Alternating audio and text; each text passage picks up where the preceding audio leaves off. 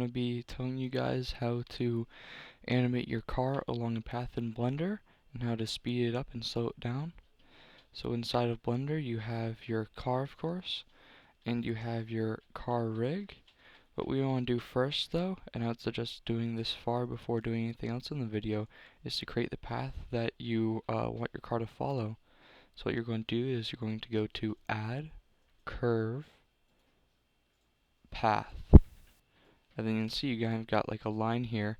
You want to make sure it's at the origin. So if you go over here to this object tab, object properties, you want to make sure all of this location settings are at 0.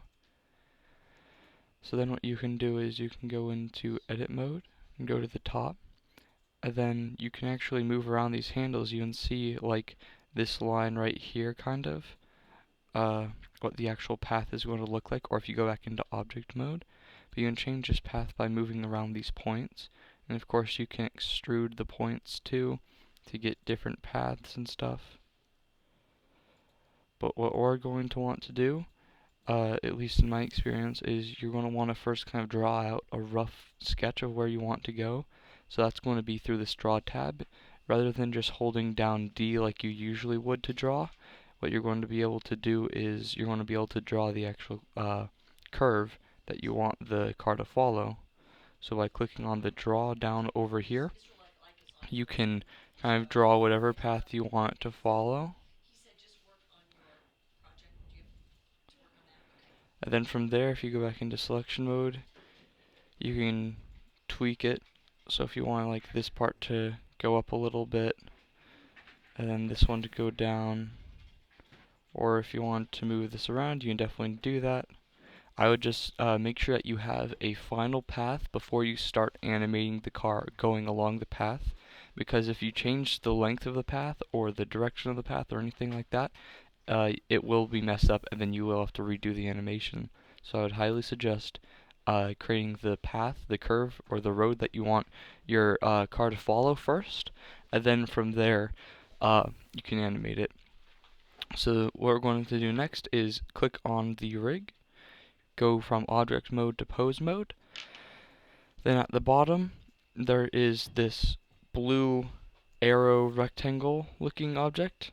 I want to click on that, and at the bottom right there's what looks to be a stake with a bone through it, but it's really just the bone constraints tab. It looks like some gears and a chain. But you click on the bone constraint tab, you click add bone constraint and follow path.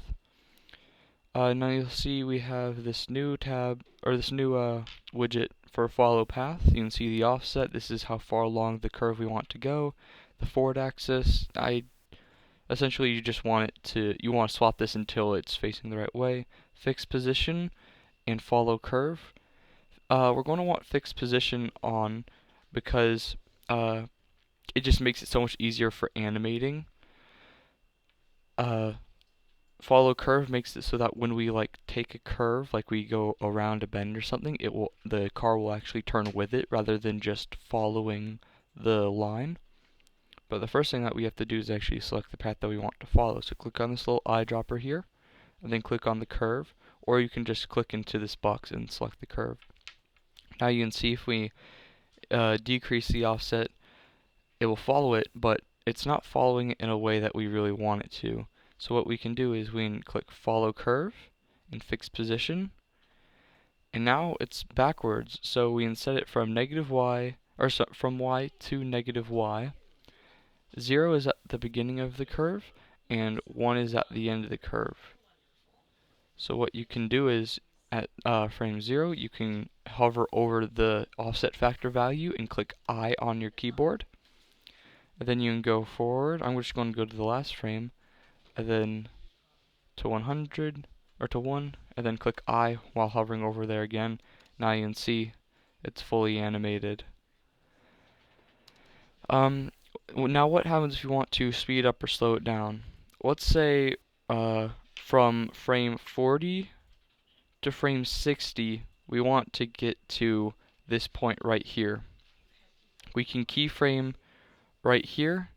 This is going to be the start of us speeding up. And then at keyframe 60, we want to be there, so we can increase the offset factor until it's right about there, then hit I. So you can see it's going to be a lot quicker for just that little section, and then the rest of the track is going to be about the same speed. Now the closer you bring these two keyframes together, the faster it's going to be. And if you want it to go slower, you can drag the keyframes away from each other, and then that means it'll take more time to do an action. And that's about it. Most of the troubleshooting of this part is just going to be swapping the forward axis and the up axis. Oftentimes, I don't know why, it just messes things up. But yeah, I'm going to be around the class to help out. But that's how you animate your rigacar rig around a line in Blender.